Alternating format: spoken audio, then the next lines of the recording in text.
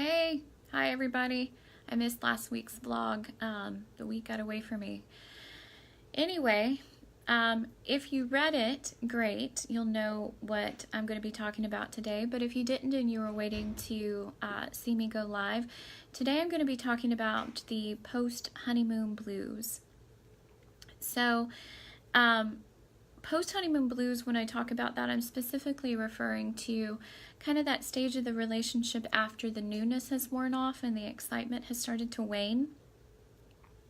So you know how you can usually tell when a couple's in that exciting new phase. And for me, it's usually by the degree of nausea that I experience when I'm around them. In all sincerity, you know it when you see it because they usually just have smiles ear to ear and kind of that permagrin state. They stare longingly into each other's eyes, and they're just undeniably consumed with one another. And I think sometimes that stage in a relationship kind of gets a bad rap because those of us who are no longer in it look at it and we think, oh, that's wonderful. I remember when my partner and I were there. I remember when everything was exciting and new and when I got butterflies. And so it can be kind of bittersweet to realize that your own honeymoon phase has passed, or it's seen so many birthdays that it's nearing retirement. So to offer some support, I'm going to talk about how to survive post-honeymoon blues today. First, let's talk a little bit more about the significance of that honeymoon phase. It typically comes with increased arousal, excitement, attraction toward one another, and really what's not to like about that. What you may not know is that the honeymoon period is a hormone-infused cocktail of feel-good chemicals such as estrogen, testosterone, dopamine, norepinephrine, serotonin, and oxytocin. So our brains are like computers. I'm looking at my computer and thinking at the same time, and that didn't go well. Anyway, our brains are like computers, and these hormones tell us what we should be thinking and feeling. And so we create these hormones in that newness phase by touch, by staring at each other, even by thinking about one another, which is why it can be exciting to think about your partner. And you may even be surprised to learn that one of these hormones in particular, dopamine, responds similarly in the brain while you're infatuated or in that lust stage with somebody as it does with someone who's using heroin and cocaine. So lust is incredibly intoxicating. We like it. It feels good. And according to Helen Fisher from Discover Magazine, scientists have now shown that food, sex, and gambling compulsions employ many of the same brain pathways activated by substance abuse. Simply put, lust is literally a drug, and when this part of a relationship begins to fade, it's pretty normal, I think, to experience feelings of grief and frustration. So now that we know what the honeymoon phase is and how intoxicating it can be, it helps us to better understand the behavioral and neurological reasons for its dissipation. So in love, not lust, in love, the brain releases a new chemical, vasopressin, which aids in forming attachments. Okay, examples of this include a mother and a newborn infant, or certainly a husband and wife, but also friendships. So vasopressin is the attachment hormone.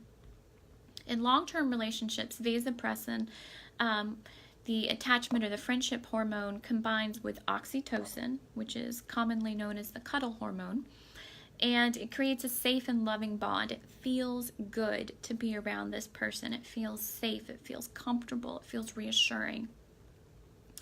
While certainly this can be really rewarding, it's not nearly as intoxicating as the honeymoon phase, is it? You don't get the butterflies. You don't get the angst associated with being in a state of infatuation or lust. And so it's not uncommon for couples in this stage to kind of become complacent with their newfound safety and security. They no longer wake up early to brush their teeth or their hair, so their partner thinks that they don't have morning breath or bedhead, right? They trust in the stability of the relationship has kind of replaced the excitement of the unknown. And I find that many couples struggle a lot with this dichotomy of safety versus excitement. Esther Perel, a renowned sex therapist, wrote a book, Mating in Captivity. I love it. If you've never read it, I highly recommend it, especially for couples in long-term relationships. And she speaks to this issue. She talks about how can we be both excited about something we already know and understand, and let me rephrase that. She asks us, how can we be excited about something we already know and understand? And so to answer this question, I provided a list of suggestions on creating a balance between these two seemingly disparate constructs, excitement versus complacency. So in long-term relationships, one of the things you can do to keep the excitement alive is to become mysterious. So one of the things that we do when we become really comfortable is we do things like pee with the door open. Well, that's not very mysterious, and it's certainly not sexy. So that's one of those things that you can start doing, is implementing some boundaries in your relationship. Stop farting in front of one another. While it's certainly a normal function, it's not really something you did when you were dating, right? Because you wanted your partner to be drawn to you. You wanted your partner to be excited to be around you. So create some more mystery. Schedule adult time, and I'm not just referring to sex or bedroom time. Adult time can be drinks at your favorite restaurant, or going to sexually charged environments like dance clubs, or nude nights, a sexy movie. So we are clear, adult time is not likely to happen at Magical Kingdom with the kids. So it really should just be the two of you. Put a sexy twist on the mundane.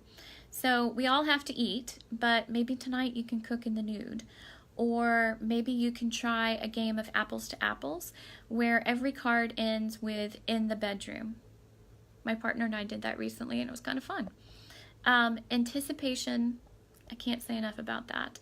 Nothing is sexier than anticipation. And that's one of the things that goes away in long-term relationships, is we just kind of feel like we know what to expect, right?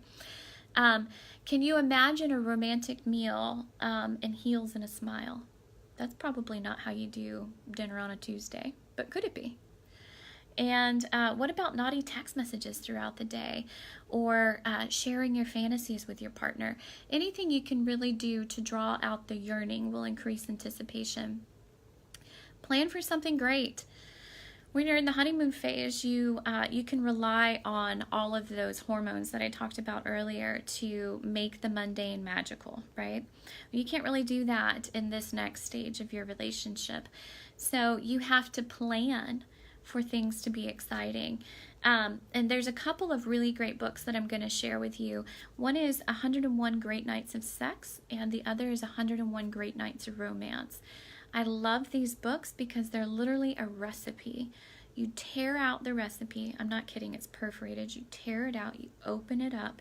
It tells you how much money it's going to cost. It tells you how much time it takes to plan for this. And it literally sets it up so that it is brainless to a large extent. So that's great for people who are busy and don't feel like they have a lot of creativity. Pinterest is also your friend. If you don't want to buy those books and you just want to see what you have lying around the house, hit up Pinterest and see what ideas they have for planning something really spectacular. Finally, vacation together. I know this can be really hard.